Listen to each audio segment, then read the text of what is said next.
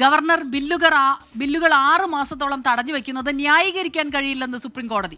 Governor കേന്ദ്രത്തിനും സംസ്ഥാനങ്ങൾക്കുമിടയിലുള്ള സുപ്രധാന കണ്ണിയാണെന്നും supreme കോടതിയുടെ നിരീക്ഷണം. ഒരു ഭരണഘടനാ സ്ഥാപനം ചുമതല നിർവഹിക്കുന്നില്ലെങ്കിൽ മറ്റൊരു ഭരണഘടനാ സ്ഥാപനത്തിന് നിർദ്ദേശം നൽകാൻ കഴിയില്ലെന്ന് കേന്ദ്ര സർക്കാർ വാദിച്ചു. രാഷ്ട്രപതി റഫറൻസുമായി ബന്ധപ്പെട്ട് സുപ്രീം കോടതി ഭരണഘടനാ ബെഞ്ചിൽ വാദം പുരോഗമിക്കുകയാണ്.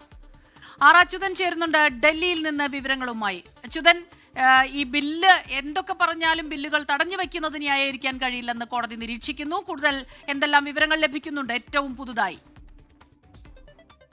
അസ്മിത, ഈ രാഷ്ട്രപതി റഫറൻസിൽ ഇപ്പോൾ ഭരണഘടനാ ബെഞ്ചിൽ വാദം പുരോഗമിക്കുകയാണ്. രാവിലെ കേന്ദ്ര സർക്കാർ ഇക്കാര്യത്തിൽ വാദം ഉന്നയിച്ചിരുന്നു. ആ ഘട്ടത്തിലാണ് ഈ ഗവർണർ ബില്ലുകൾ 6 മാസത്തോളം തടഞ്ഞു വെക്കുന്നത് ന്യായീകരിക്കാൻ കഴിയില്ല എന്ന് ചീഫ് ജസ്റ്റിസ് നിരീക്ഷണം നടത്തിയിരിക്കുന്നത്. അതായത് ഈ 6 മാസത്തോളം അല്ലെങ്കിൽ ബില്ലുകൾ തടഞ്ഞു വെക്കാൻ ഗവർണർക്ക് കഴിയും. അതിനൊരു സമയപരിധി ഇല്ല എന്നതാണ് കേന്ദ്രം ഇതുമായി ബന്ധപ്പെട്ട് ഉന്നയിച്ചിരിക്കുന്ന വാദങ്ങൾ. അത്തരമൊരു അധികാരം ഗവർണർക്കുണ്ട് എന്നും കേന്ദ്രം വാദിക്കുന്നുണ്ട്. ആ ഘട്ടത്തിലാണ് ചീഫ് ജസ്റ്റിസ് ഇത്തരമൊരു നിരീക്ഷണം നടത്തിയിരിക്കുന്നത്. നേരത്തെ തന്നെ ഈ വിഷയത്തിൽ ചീഫ് ജസ്റ്റിസ് ചോദിച്ചൊരു കാര്യം, ഇത്തരത്തിൽ ബില്ലുകൾ തടഞ്ഞു വെച്ചാൽ അത് നിയമസഭയുടെ പ്രവർത്തനത്തെ തന്നെ ഇല്ലേ എന്നായിരുന്നു ചോദിച്ചത്. എന്തായാലും അതേ സ്വഭാവമുള്ളൊരു നിരീക്ഷണം വീണ്ടും ഉണ്ടാകുന്നു. എന്നാൽ ഒരു ഭരണഘടനാ സ്ഥാപനം ചുമതല നിർവഹിക്കുന്നില്ലെങ്കിൽ മറ്റൊരു ഭരണഘടനാ സ്ഥാപനത്തിന് നിർദ്ദേശം നൽകാൻ കഴിയില്ല എന്നതായിരുന്നു കേന്ദ്രത്തിന്റെ മറുവാദം. അതിനായിട്ടാണ് വീണ്ടും ചീഫ് ജസ്റ്റിസ് മറുപടി നൽകിയത്. ഗവർണർ കേന്ദ്രത്തിനും സംസ്ഥാനങ്ങൾക്കും ഇടയിലുള്ള ഒരു സുപ്രധാന കണ്ണിയാണ്. രാഷ്ട്രപതിക്ക് മാത്രമല്ല കേന്ദ്ര സർക്കാരാണ് ഗവർണറെ നിയമിക്കുന്നത്. അദ്ദേഹത്തിന് ചില ഉത്തരവാദിത്തങ്ങളുണ്ട് എന്ന് പറയുന്നുണ്ട്.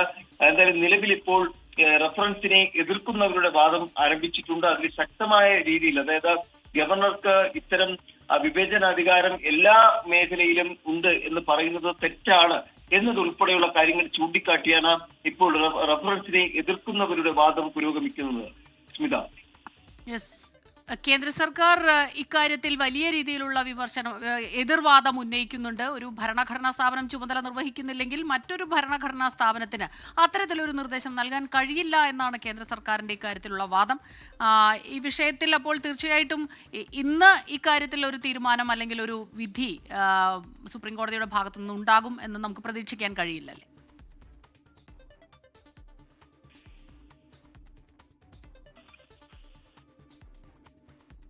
അച്യുതനാണ് വിവരങ്ങളുമായി നമുക്കൊപ്പം ഈ വാർത്തയുടെ വിശദാംശങ്ങളുമായി ചേർന്നത്. ഗവർണർ കേന്ദ്രത്തിനും സംസ്ഥാനങ്ങൾക്കുമിടയിലുള്ള സുപ്രധാന കണ്ണിയാണെന്ന് സുപ്രീം കോടതി നിരീക്ഷിക്കുകയുണ്ടായി. ഈ വാദം നടക്കുമ്പോൾ ലോകത്തെവിടെയായാലും ഏത് സമയത്തും 24 വാർത്തകളും ഓഗ്മെന്റഡ് റിയാലിറ്റി പാക്കേജുകളും എക്സ്പ്ലെയിനറുകളും വിശദമായി കാണാൻ ഞങ്ങളുടെ യൂട്യൂബ് ചാനൽ നിങ്ങൾക്ക് സബ്സ്ക്രൈബ് ചെയ്യാം.